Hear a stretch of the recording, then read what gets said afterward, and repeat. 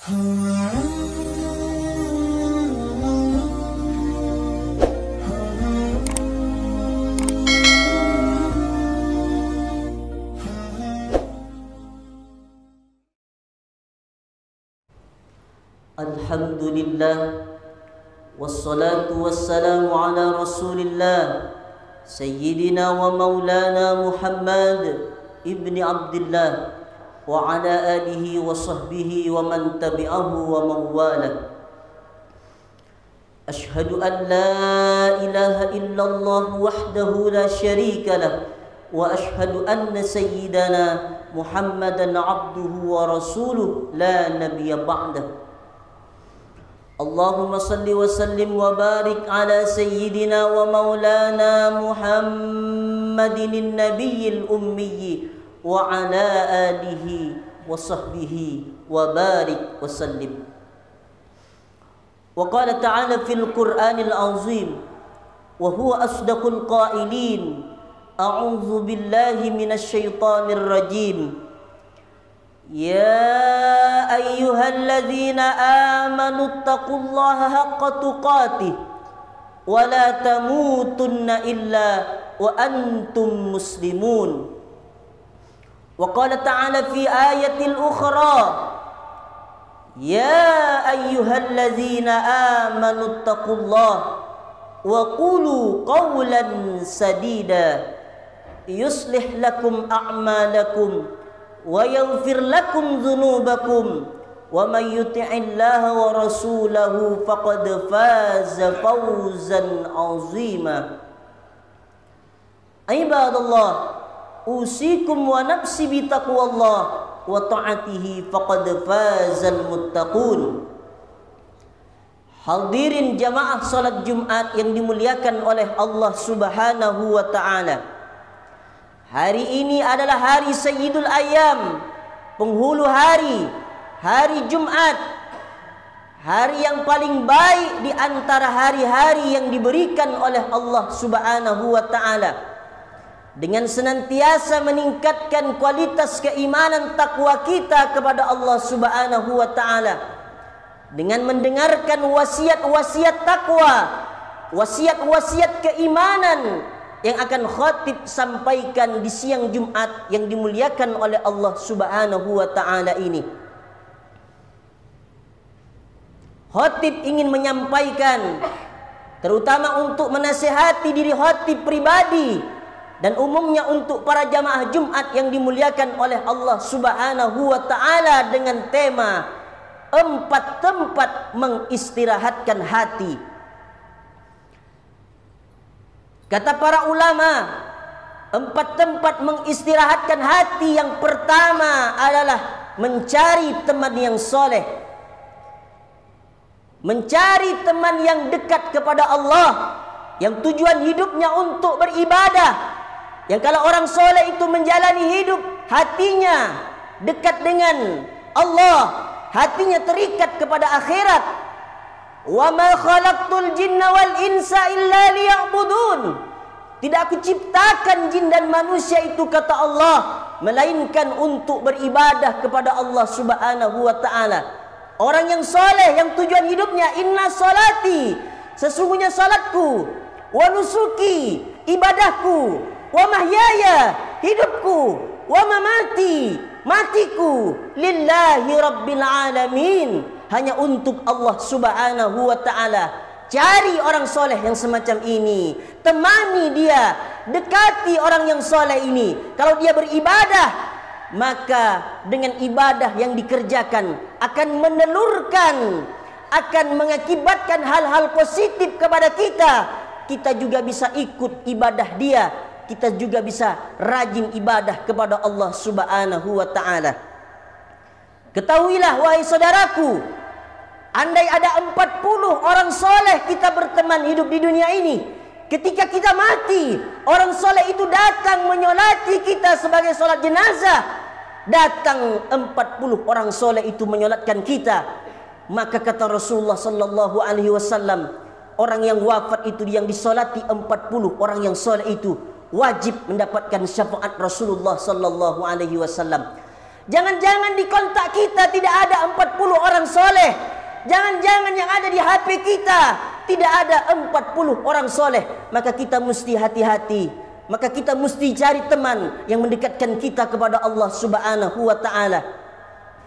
Allah itu akan mempertemukan kita sesuai yang menjadi kecondongan jiwa kita. Saya ulangi sekali lagi.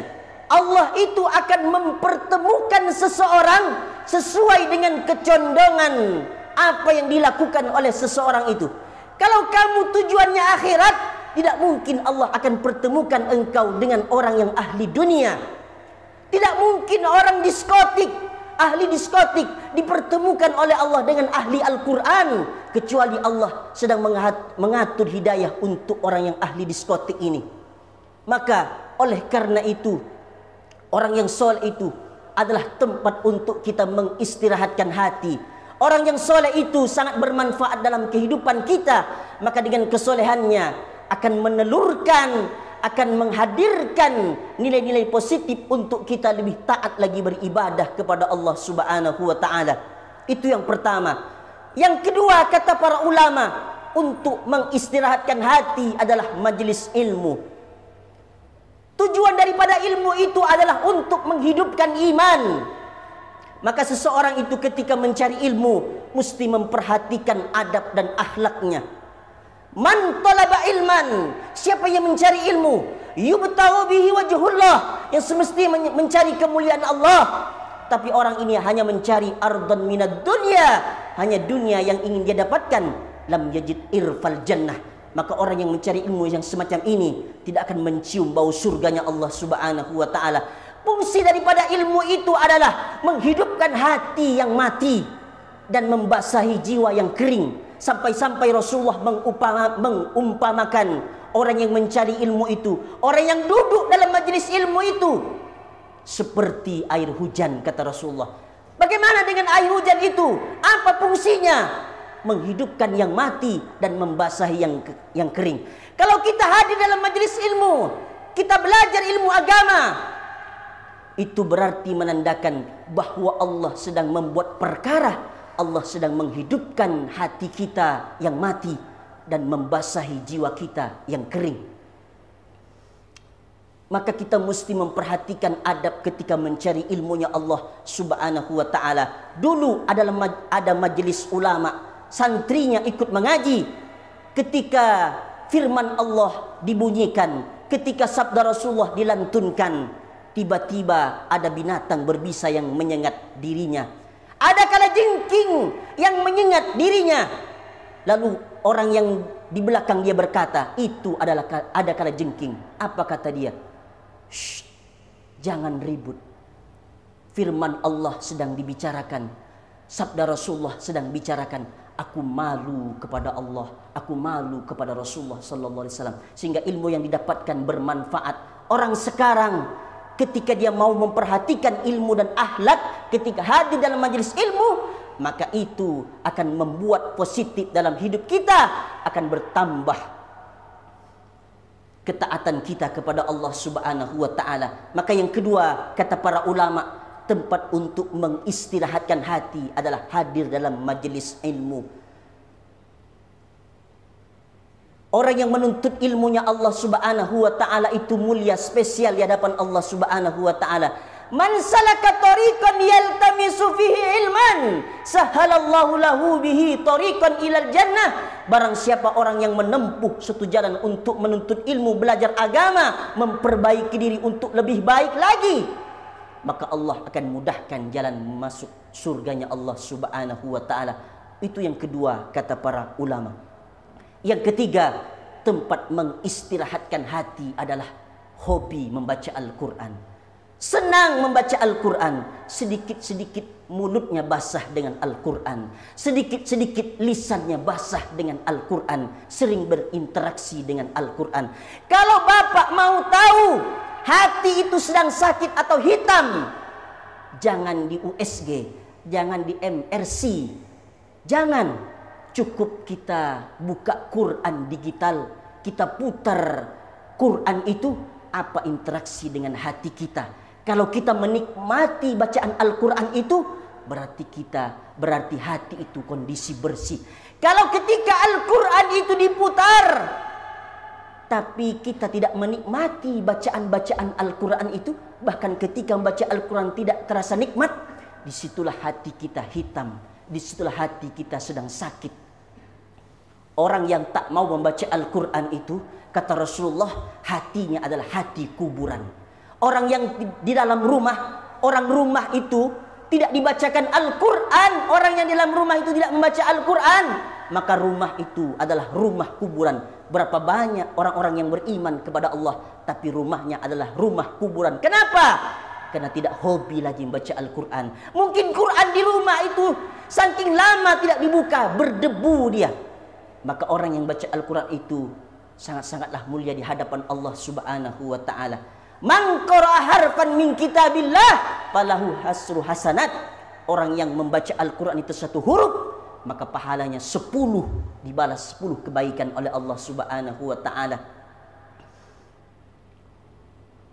Afdalu ibadati ummati qiraatil Quran, kata Rasulullah. Paling utama ibadah terhadap umatku, kata Rasulullah, adalah membaca Al-Quran. Maka orang yang sering baca Al-Quran menunjukkan hatinya makin bersih. Makin lama dia baca Al-Quran, maka dia semakin bersih hatinya.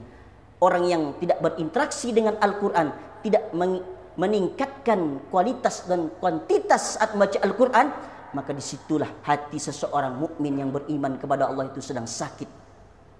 Maka senantiasa kita untuk melantunkan Al-Quran, hobi membaca Al-Quranul Karim. Iqra'ul Quran fa innahu ya'ti yaumal qiyamah syafi'an li ashabihi. Bacalah Al-Quran, karena sesungguhnya Al-Quran yang kalian baca akan memberikan syafaat ketika orang itu berada dalam kesulitan di hadapan Allah Subhanahu wa ta'ala. Setiap huruf yang kita baca akan memberikan pertolongan, akan memberikan syafaat nanti di hadapan Allah Subhanahu wa ta'ala. Itu yang ketiga. Yang keempat, kata para ulama, untuk mengistirahatkan hati itu adalah zikrul maut, mengingat kematian. Orang yang ingat mati tidak akan mungkin memfitnah orang lain. Orang yang ingat mati tidak mungkin bermaksiat kepada Allah. Orang yang ingat mati tidak mungkin curang dalam timbangannya, karena dia ikut pesan Nabi, man ghasyana falaysa minna. Siapa yang menipu, siapa yang curang, maka dia bukan golongan umatku, maka dia tidak diakui umat Rasulullah sallallahu alaihi wasallam. Orang yang ingin mati tidak akan menzalimi orang lain, karena dia menyadari bahwa dia akan mati menghadap Allah Subhanahu wa ta'ala. Inna sam'a, pendengaran, wal basar, penglihatan, wal fuada, hati, pikiran, kullu ulaika kana anhu mas'ula. Semua itu akan ditanya, akan disoal di hadapan Allah Subhanahu wa ta'ala. Ketika orang itu sanggup mengingat kematian, maka semakin lembut dia, maka hatinya semakin lembut ketika beribadah kepada Allah Subhanahu wa ta'ala. Kenapa solat kita tidak khusyuk? Kenapa solat kita belum mendatangkan ketenangan dalam hidup kita? Mungkin kita terlalu sibuk memikirkan dunia. Mungkin kita terlalu banyak menyibukkan sampai lelah di dunia ini, tidak mengingat kematian. Dengan mengingat kematian itulah akan menghadirkan nilai-nilai positif untuk meningkatkan ibadah kita di hadapan Allah Subhanahu wa ta'ala. Kullu nafsin za'iqatul maut. Setiap yang bernyawa, setiap manusia yang bernapas, mati menghadap Allah Subhanahu wa ta'ala. Umur yang diberikan oleh Allah akan ditanya nanti di hadapan Allah Subhanahu wa ta'ala. Lan tazula qadama 'abdin yaumal qiyamah. Nanti di hari kiamat kaki seorang hamba itu tidak akan bergeser sedikit pun saking menegangkan pertanyaan akhirat. Hatta yus'ala an arba'ah hisalin, sampai ditanya dia 4 persoalan. Di antaranya persoalan yang ditanya oleh Allah, an umrihi fima afnah, di mana umur itu dihabiskan, di mana umur itu ketika diberikan sehat oleh Allah. Apakah banyak lalai kepada Allah? Apakah banyak ingat kepada Allah Subhanahu wa ta'ala? Mengingat kematian akan memotivasi kita untuk lebih giat lagi beribadah kepada Allah Subhanahu wa ta'ala. Ini saja yang dapat saya sampaikan, 4 tempat mengistirahatkan hati. Mudah-mudahan dapat bermanfaat terutama untuk diri khatib pribadi dan umumnya untuk para jamaah Jumat yang dimuliakan oleh Allah Subhanahu wa taala. Barakallahu li wa lakum fil Qur'anil azim wa nafa'ani wa iyyakum bima fihi minal ayati wadh-dhikril hakim. Wa taqabbala minni wa minkum tilawatahu innahu huwal ghafurur rahim.